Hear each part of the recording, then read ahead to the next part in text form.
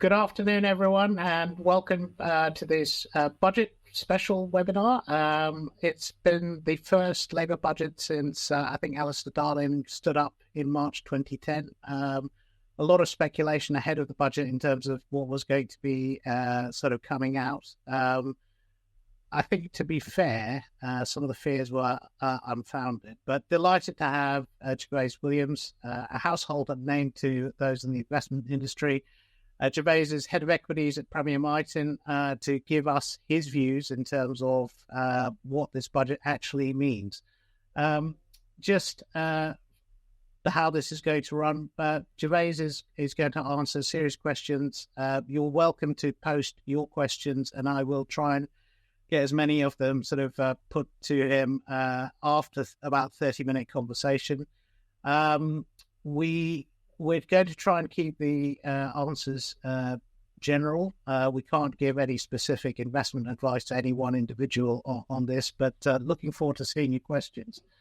So Gervais, firstly, thank you for doing this. If I start with what your overall impressions of the budget were, and was there anything that actually stood out for you? Well, I think there was a couple of things. I mean, of course, the media comment really was all about the scale of the budget, the national insurance changes, the tax rises and such like. But obviously what was more interesting for the investors was the nature of the inheritance tax changes.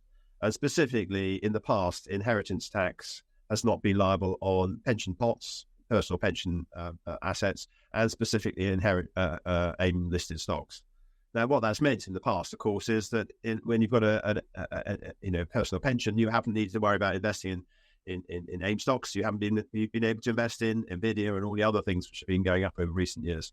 With the changes, what we've seen is actually the Chancellor is trying to be business friendly, and in trying to be business friendly, although she's increased the inheritance tax on pensions to 40%, she's only increased the tax on AIM stocks to 20%. That is a big difference.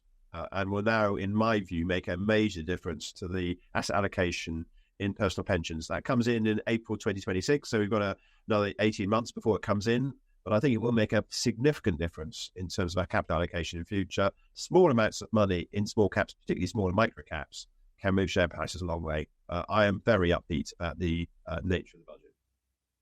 Okay, thank you. And I mean, in the build-up to the budget, for many years, we'd actually seen outflows, since Brexit, effectively, we'd seen outflows from the UK equity market. I think in 2024, you're starting to see something of a reversal of that as people who had made money in large cap tech were actually looking to diversify out of that into other areas. There was a little bit of a pause in the month up to the budget. You actually saw that trend starting to reverse. So you started seeing outflows again. And actually, when you listen to some of the commentary from the execution-only platforms, there were people who were selling out of their ISAs, the share ISAs, into cash. So there was this sort of feeling of a redemption. Do you think, similar to, I guess, the reaction we saw when you had that decisive election result early on in the year, and you sort of started to see, a rally in UK equities. Do you think that you're going to start to see that trend coming back and people continuing effectively diversifying out of, I guess, last year's winners into areas that they see prospective for the year ahead? Yeah, I mean, I think there's a couple of points you've raised there. Specifically, what we've seen in the last few years is we've seen dramatic ongoing UK OIC redemptions, principally by wealth managers. That's been a feature really of the last 3 years. But actually, if you look at international markets, it's not so much wealth managers been putting money out of US small companies either. But specifically, it's actually been a feature where small companies have generally been underperforming really for about the last 7 or 8 years. So the pattern of underperformance of small caps has been there. It's been worse in the UK with the UK redemptions. The reason why perhaps the main markets held up so well is buybacks have been very substantial and increasing in number. And I think that's really led to the UK market outperforming relative to most international markets, particularly since 2022 over the last 3 years. But what we've also seen is very few buybacks in the small cap area. So the AIM market specific has been very weak. The main LSEs listed companies have also been a bit weak, not nearly as weak as the AIM market. So we've seen this real, very severe valuation compression in the UK market. To answer your question about international flows, I think what we are seeing now is actually people are becoming a little less confident about having such a high proportion of their assets in capital growth strategies. Capital growth strategies have the advantage that markets are doing well, you buy them cheaply, you outperform, that's great. But specifically, what happens is if you invest low and you sell high, that's fine in good markets. But you do need to get those transactions both exactly right. And when markets become more unsettled, 2022, maybe in the future, you're going to find it harder to get those transactions right. And that's going to lead to renewed interest in good and growing income. The UK market is dominated by capital-intensive businesses. Many people think they're not very good businesses. They're perfectly good businesses. But when the cost of capital comes down, what we've seen is that actually their competitive position has been weakening. Now the cost of capital is going up with inflation, with globalization, moving to protectionism. Effectively, we are now seeing renewed opportunities for the UK market to outperform. As I say, over the last 3 years, if you compare it, say, something like NASDAQ, or it's outperformed the NASDAQ in dollar terms, it's just behind the S&P. So even without all of those technology wonder stocks, UK market's already keeping up. As soon as we see the technology wonder stocks beginning to peak out or not perform as well, I expect the UK market to outperform. I'm very upbeat about the potential for good and growing income stocks like the UK market to outperform. Okay. And I mean, in that answer, there was a suggestion that the year ahead might be tricky, or the years ahead might be tricky. When you looked at the numbers the OBR put out from shortly after the budget, I mean, growth, but driven by public sector growth to a certain extent at the expense of the private sector. Inflation sort of coming through and perhaps less likelihood of near-term rate cuts. What kind of economic environment are you sort of envisaging going forward? And is that beneficial or at the detriment of the listed company sector? I mean, in broad terms, I think globalization has been sort of an investment summer, nearly continuous. We have had sell-offs in 2008, 2020, of course, but they've been very short and V-shaped in nature. And market liquidity has been injected very quickly afterwards, and things have come back through. So really, this has been a long period when inflation has been benign. Local inflation, the cost of your flat rental, has carried on going up. Imports have been going down. The net effect is that inflation has been benign. Every time we've had a downturn, inject extra stimulus. Inflation doesn't take off. Market recovery comes through. Valuation recovery comes through. Asset returns are excellent. Clearly, as we move from globalization to nationalism to protectionism, that does actually lead to a very different path. You can't import deflation in the same kind of way. Restricting immigration means that local bargaining power of local employees gets much better. We've seen that recently. The Boeing have paid, I think, a 38% increase over the next 4 years. And that's going to now lead to margin pressure. So I think for the first time for 30 years, I think you'll see margin pressure. I think you'll see less consistent economic growth. I think as inflation picks up at different times, I think market liquidity will also become tougher. So yes, coming back to your key point, Neil, I think actually market conditions are going to be much more uncomfortable. I think there will be periods of summer. I think there will be periods of winter. That in itself means that companies which are strong will thrive, and companies which are weak, unfortunately, will get wiped out. So from that point of view, I think that really favours companies which are generating surplus cash, such as UK companies. I am expecting a UK to start on a super cycle of 20 years of outperformance, partly because the valuations are low, partly because I think protectionism and nationalism, unfortunately, is going to be with us. And the more grumpy you get with your neighbours, the more the chances of a geopolitical risk. So generally, I think it's going to be a very uncomfortable period, but I do see a sea change in market behaviour. And I think the UK is superbly positioned for that sea change. Okay, and on the potential re-rating of the UK equities market, I mean, it's been cheap for a long time, and I guess the key question is, what do you think are going to be the catalysts to lead to that re-rating? What do you think international money managers are going to see about the UK that suddenly says that actually, rather than on a PE of 7, this stock should be on a PE of 10 or 12?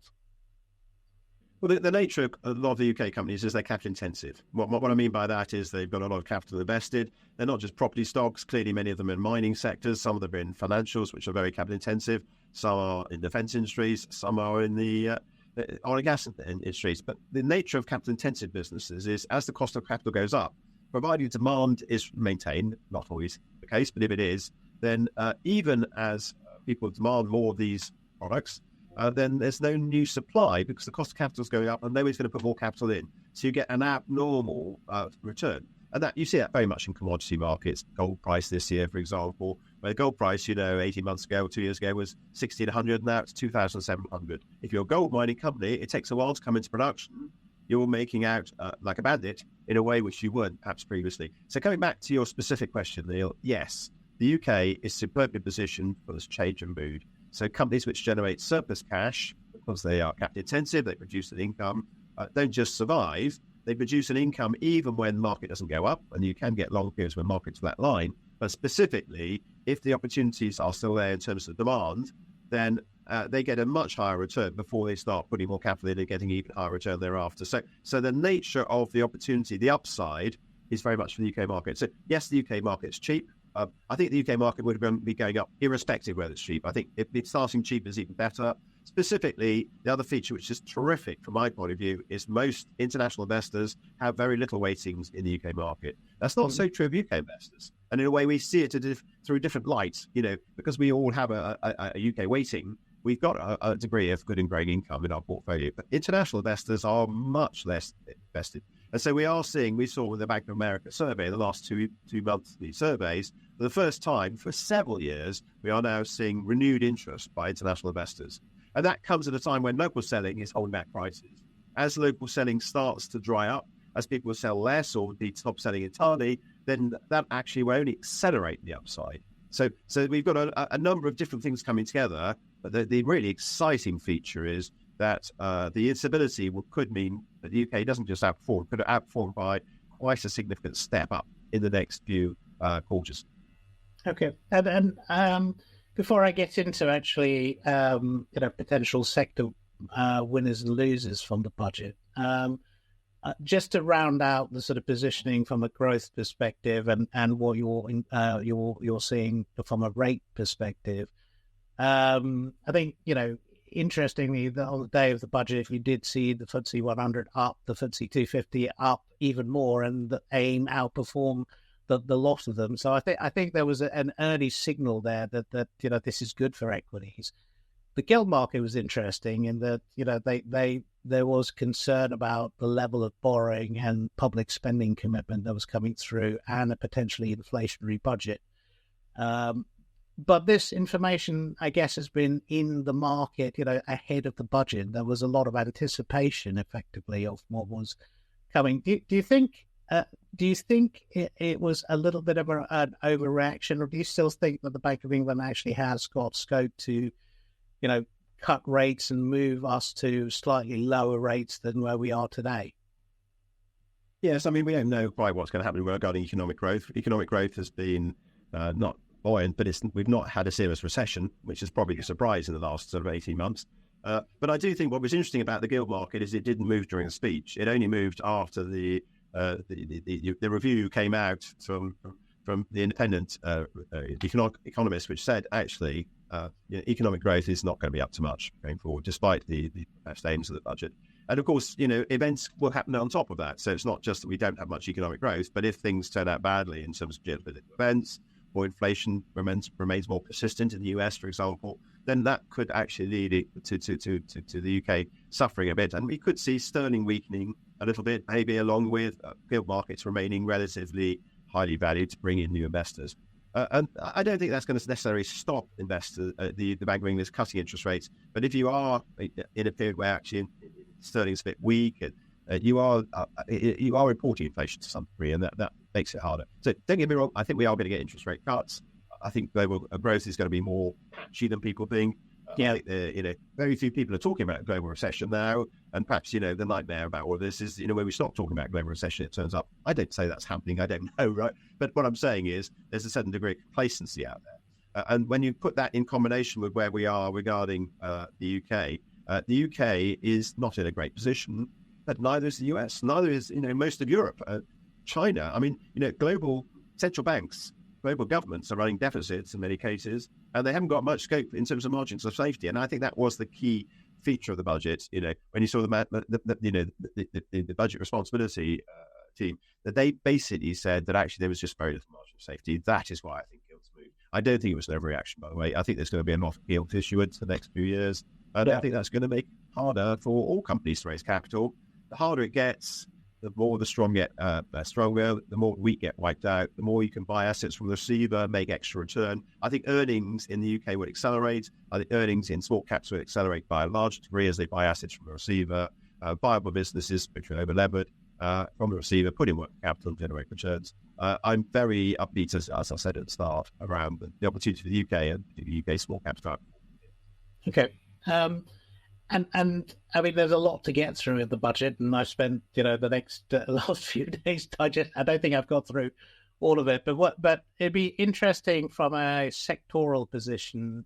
Were there particular sectors that you thought actually that gives potential tailwinds to this sector, and others where they've got high labour costs and low margins, and you've got incremental costs coming through?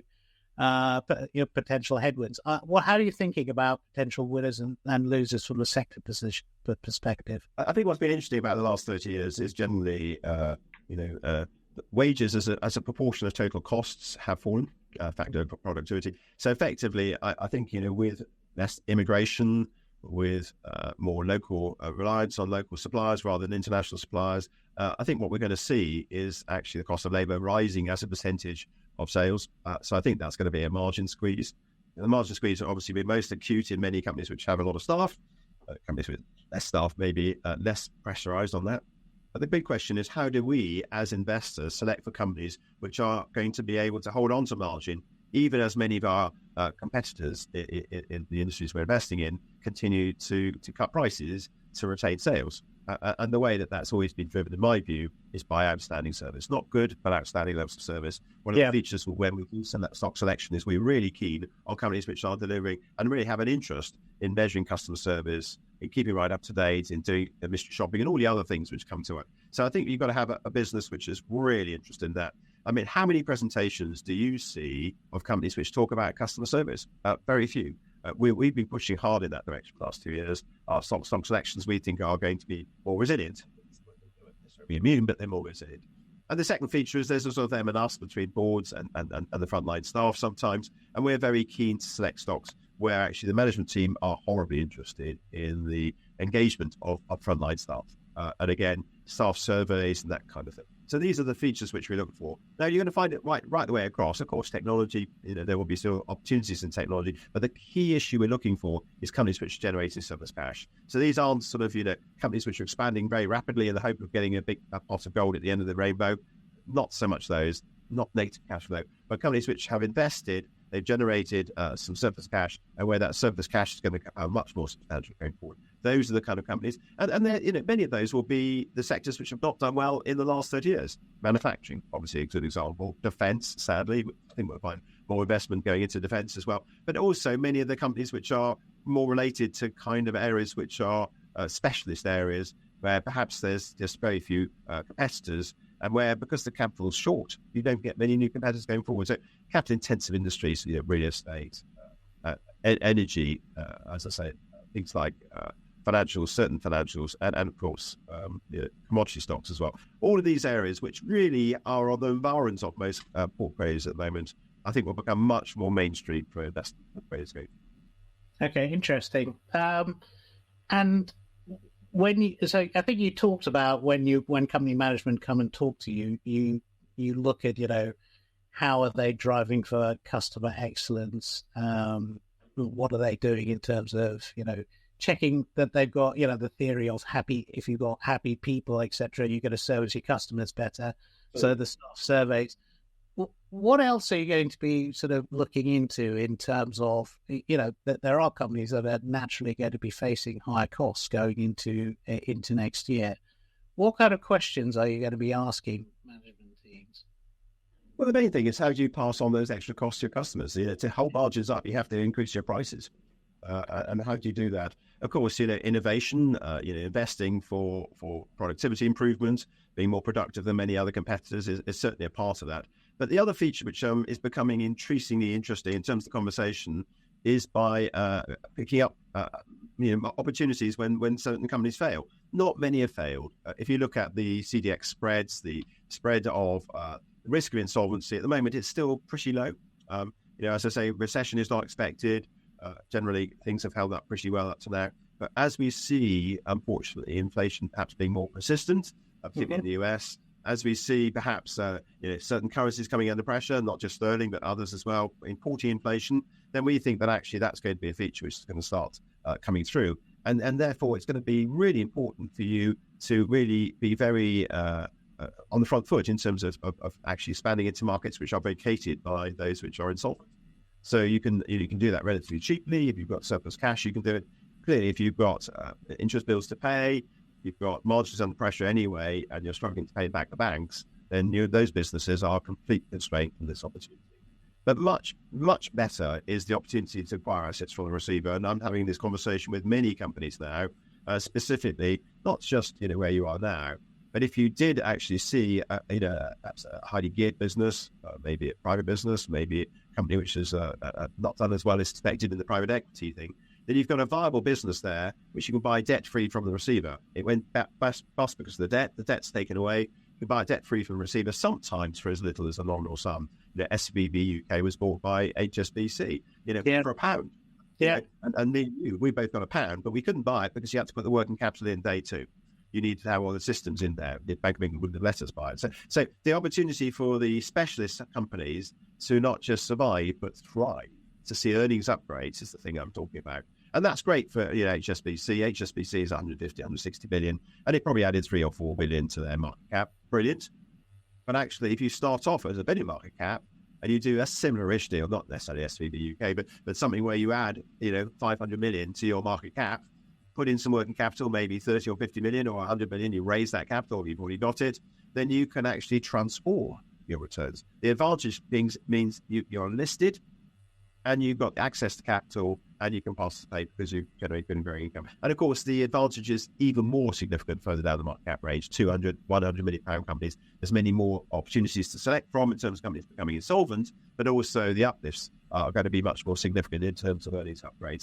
So coming back for the first time for 30 years, I think, yes, the small companies will outperform, but I think UK will outperform because of the good and growing income aspect. I think the UK weightings will start to attract new capital as the earnings growth accelerates, and even small amounts of capital are going to see that acceleration coming through. So coming back to it, I think we're going to have a super cycle effectively for the FTSE 100, but I think the best performing part of the UK market will be small and micro cap companies, even if sterling is weak, as we acquire assets from a receiver, as it did between 1965 and 1985. The UK market was pretty much the best performing market in the world. Sterling was weak. We had some difficult economic policies. We had recessions and 3-day weeks and all the other things which went on. Yeah. But specifically, the smaller end of the market was the best performing part of the market. We're coming from absurdly low valuations. Very, very little capital in terms of even in small cap funds in many of the smaller micro cap companies. Even the slightest change, you think, that change you talked about on the AIM market, just on that single day, on the 30th of October, was just the start. If you go back to the period, say March 2020 onwards, when we had the global recession on, the companies weren't growing well, you saw UK microcaps were one of the best performing assets in the world. I think that's going to come again, not so much for 12 or 18 months, but for a long, many, many years. Okay.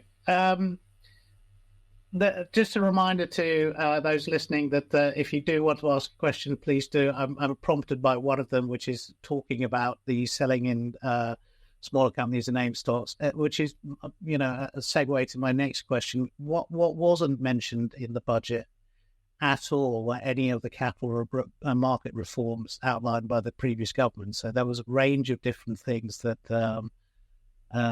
was sort of set out in the Mansion House speech, including, at pension fund allocation into the UK market, Rachel Kent's investment research review.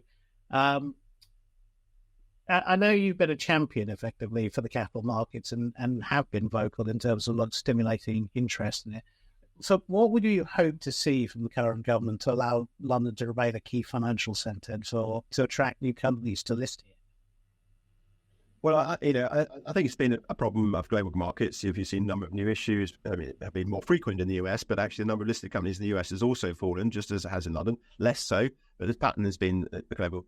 But what's been amazing is how much capital has been withdrawn from the UK market and put into international fund areas. You take the insurance funds, you take the pension schemes, etc. So going back to it, I think we are in the middle of this review by Emma Reynolds. She expects to report by the end of this year regarding UK pension schemes and indeed insurance companies and what they can do. And I think she will mandate in certain ways, not only do you have to disclose how much you put in the UK equity market, but you'll have to put at least a minimum of 5% or 7% or whatever.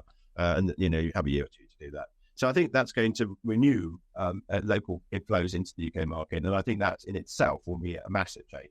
As I say, the reason UK valuations in the mainstream market are so low isn't because companies are bad, but actually because local selling's been offsetting buybacks. As we start to find local selling stopping or indeed reversing, becoming buybacks, local buyers and local buybacks, and we will see the UK market outperform. And I know in the last few years we haven't had the technology wonder stocks, but they will run out of break as well, and so the UK will start to outperform dramatically. So coming back to it, I think all the right ingredients are there. I think the Emma Reynolds review will be important in terms of this. There will be further announcements from the government about getting more capital into the UK markets.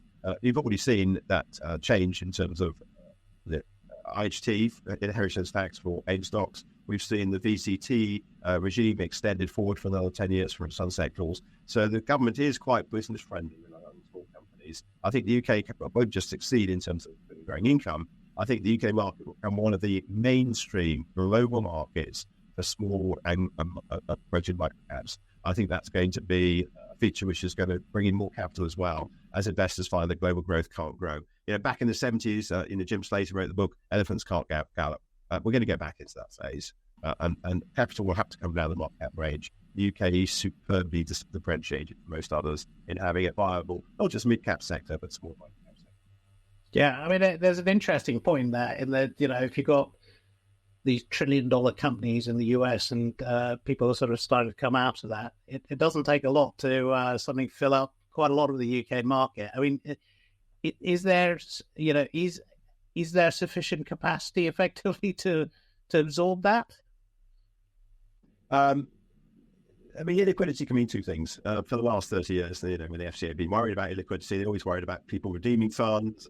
Can they sell the portfolio and liquidity? And obviously, we saw, obviously problems with that in the past. But coming back to it, illiquidity can mean you can't get in.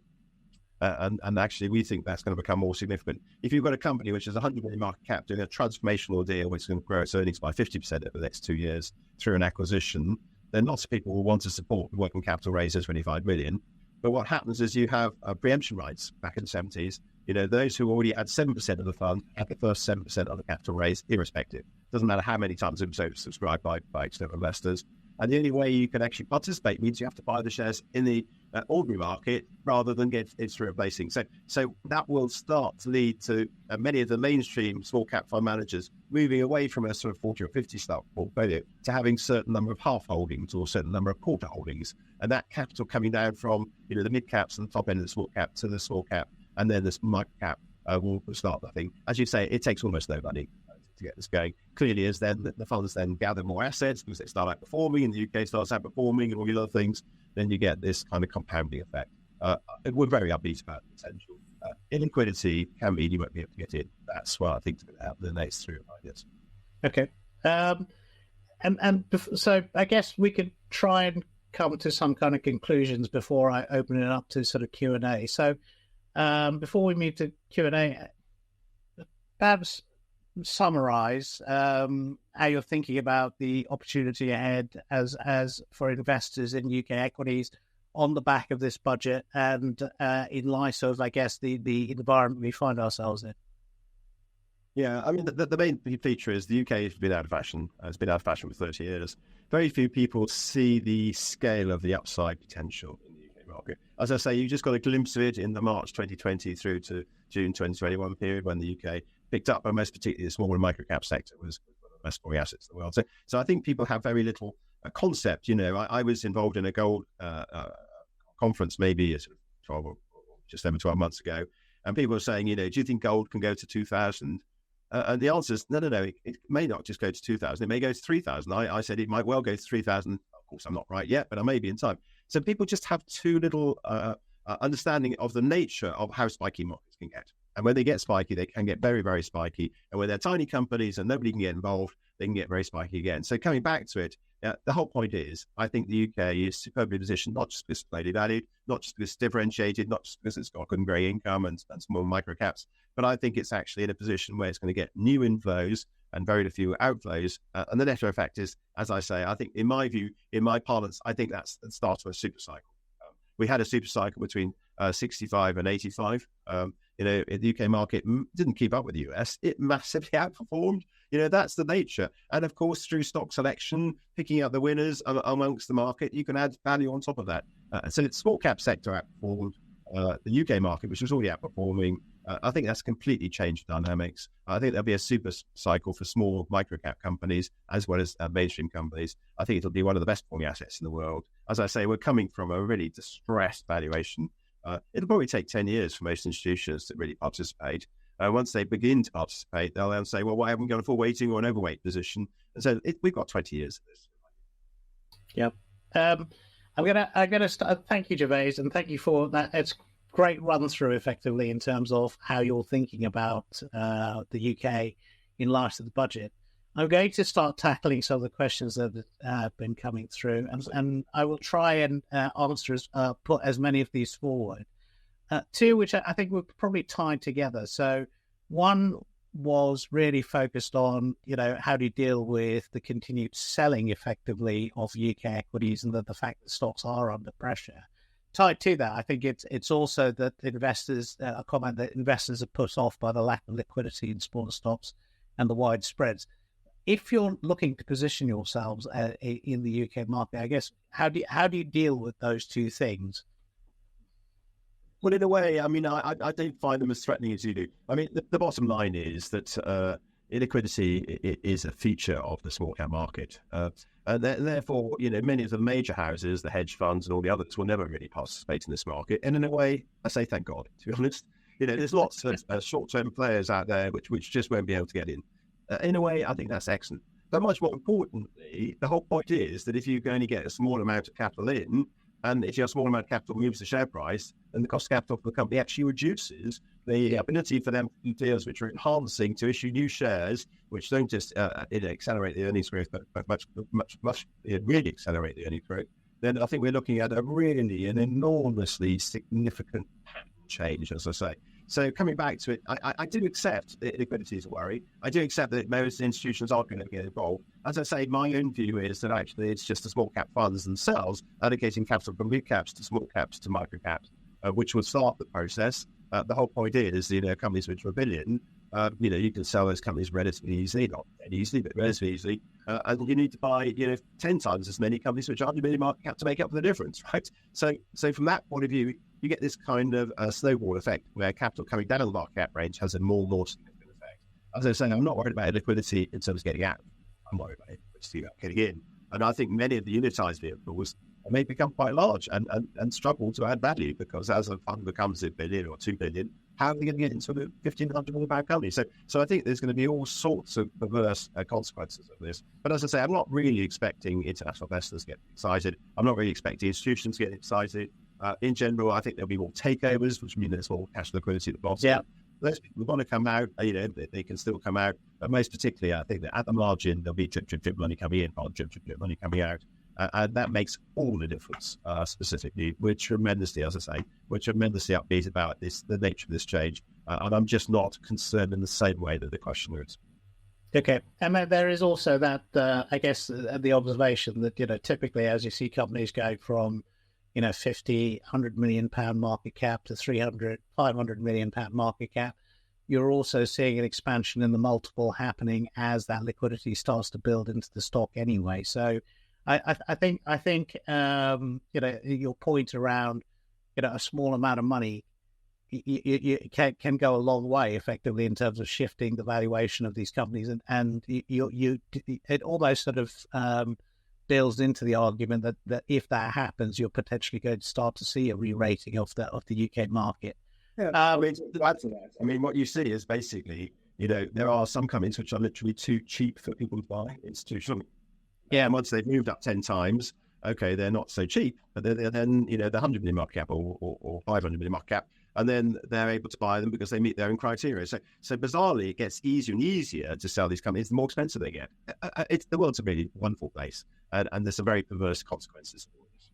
Yeah. I mean, I touched on this in part in the question, but, the budget is one thing, and that there are potential winners and losers as a result of the tax changes and the spending priorities. But also there are a whole series of, I guess, what we call supply-side reforms coming out of government policy. One of the questions is, are you seeing specific opportunities arising from government policy, and is this reflected in your portfolios in any way? I don't know if you've got a couple of examples of things that you think actually these are stocks that are going to benefit. I mean, not very directly. Unfortunately, defence spending is going to be rising. Yeah. So, and that's a government policy, and there's not very many companies who can invest in defence spending. And even those which you are investing in, often they're sort of big companies, or they don't have a tremendous. I mean, one in our portfolio which tremendously upbeat about at the moment is Concentric. Concentric is a small company. It provides those boards which go into ships and tanks and guns and things. And basically, when you want to upgrade some of these companies, you don't just put on a new barrel or something. You actually just change the board. That's come out of new leadership about 2.5 years ago. A very skillful chief exec in our view. He scaled up the opportunities to tender. It's selling its products to the US and UK as well. So this is an area where we would expect there will be more investment as a result of government policy.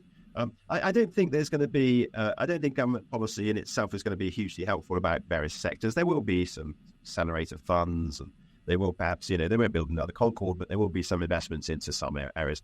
But to be honest, we haven't seen much of that yet. But there will be. I mean, infrastructure is obviously an interesting area. It could be interesting, but I think there'd be more upside in more generic small companies, which happen to be in an innovative market position where suddenly the demand for that product becomes much more significant. As I say, I'm very upbeat about things like commodity prices going up. I'm very upbeat about potential energy prices and some of those areas to do well. And of course, many of the manufacturing industry. So those are the areas I'm looking at, but not so much driven by government policy. Okay. There's a couple of questions on the intergenerational sort of asset transfer. You don't have to give an answer, but the question was, do you think they're going to ban lifetime gifts at any point, making it trickier to pass on family business assets? And tied to that, there's a question about we're at a point where there is this generational transfer of wealth that is going to happen, this baby boomer generation, which has got to find efficient ways of passing on capital to the next generation. Are there any ways of effectively taking a look at that or playing that? Yeah, I mean, I think the lifetime gift rules, we don't know what the government's going to do, but it is a very low tax way of passing assets on to younger generations. And if it becomes more significant because of the increased taxation on pension schemes, in personal pension schemes, effectively there'll be more tax on land and other things. I think you're going to see people using that route more. If people are using that route more, then I think they'll see ultimately maybe that extended to 10 years rather than 7. Maybe you have to pay 10% beyond $500,000. I don't know. I'm just making these. I don't know. Yeah. Will there be changes? I'm sure. I mean, the whole point about politicians, I don't want to be too cynical about them, but they do bring in all sorts of special rules and fiddle here and fiddle there. And will they fiddle? They probably will. Yes. and the other part to that question is that you're at that point where you're seeing, I guess, this sort of baby boomer generation looking to pass on effectively their wealth to the next generation. And are there particular, you could think about the execution only sort of platform stocks, you're inheriting a portfolio, I guess an AJ Bell or a Hargreaves would do well out of that. Do you look at that sector? Are there IFA areas or pension advisor area or things like that might be beneficiaries of that sort of transferred well? Yeah, I mean, I think, already I think there's quite a lot of investors who are self-administered, they're self-directed in terms of what they invest in. I think that will continue to be a feature. You'll pick a certain strategy or a certain fund. Or the great advantage about good and growing income specifically is you don't need to transact. You don't need to buy it this week and sell it in the 12 months' time when the price has gone up, because you get your income this year, and then if the price goes up, that's nice, but you get your income next year and the income afterwards, and so that compounded income becomes a more and more substantial part of the return the longer you hold fund. So coming back to it, there's going to be a lot more buying and holding, I think, as a feature. And I think there'll be, more self-directed as a result of that. Don't get me wrong, I think the wealth managers will still be very significant. They'll be looking for value. I think there'll be more volatile assets. So I think there's value of diversification become more important. And I think, we'll be careful with that too concentrated portfolio. But generally, I think there's going to be a lot of change in the financial world. I think there'll change in the market trends, but I think there'll be a lot of change in the way that participants engage with that. And both factors, I think, will be quite significant in terms of driving behaviour. And as I say, longer term, I think, the UK, the both just outperformed, but the UK small cap sector particularly will attract quite significant investments, particularly from private investors, actually. I mean, the problem is many institutions, even if they wanted to, it's an investment universe which they just can't put anything meaningful in. And I think it's going to be very much suited to individuals or smaller schemes, or rather than the very largest investors out there. Gervais, thank you. I think we've come to the end of the Q&A. If I see any other questions come up, I will. But if I could summarise, probably one of the most bullish I've seen you for a long time. A super cycle in UK small cap being anticipated, really on the basis of cash is king. In a market where there's going to be uncertainty, that the cost of capital is rising. Those capital-intensive businesses which are generating cash are going to see opportunity, and the fact that they're paying a dividend is going to see you through a tougher time. And in an area where actually the larger institutions probably aren't going to participate, so a lot of opportunity if you've got the scope to take a look at the smaller sector. Is that a fair summary? Yes, I mean, the whole point is why do companies pay dividends? And it's perceived as a bit old-fashioned and they can't grow properly and they pay out the cash. No, it's permission to raise capital. And that doesn't matter the last 30 years, because anyone can raise capital, even if you're a loss-making company. If we go into a period of much more unsettled markets, if downside risks are there and drawdowns and all the other things we need to worry about, if you invest in a company which generates surplus cash, it's got a yield of 4 or 5%, they want to take over this acquisition, and it's a difficult time, geopolitical risks are out there, then, if you're paying a 4 or 5% yield, or even a 6, you'll find it much easier to raise capital than companies which aren't paying dividends. So good and growing income will become permission to raise capital. Permission to raise capital will mean earnings acceleration due to these acquisitions. As I say, it's a very favourable circumstance because so few international investors, so few institutions are fully weighted in this area. That pattern change is hard to see on the stage. It's a sea change we're looking at. It's already started in a very small way. It's become more obvious the next 2 figures. Gervais, thank you so much for taking the time out to talk to us. It's been a fascinating discussion, much anticipated budget. And I think actually a lot of the fears somewhat unfounded, and opportunity ahead is what I'm taking away from this. Thanks very much for tuning in to this webinar from Edison. Thank you very much, Leo. I really enjoyed it. Thank you so much.